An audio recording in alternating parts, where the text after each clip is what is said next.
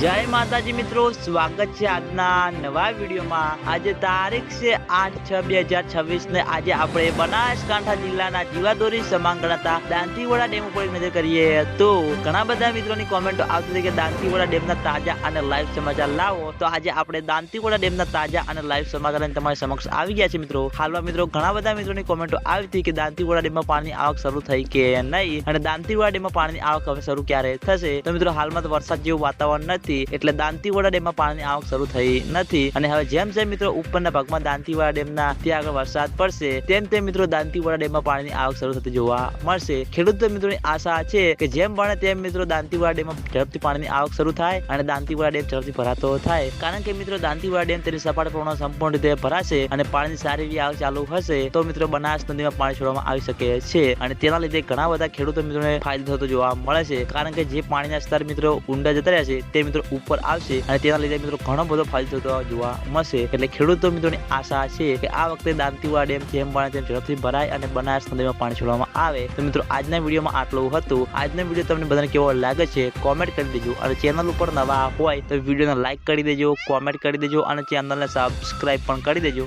તો મિત્રો જય માતાજી।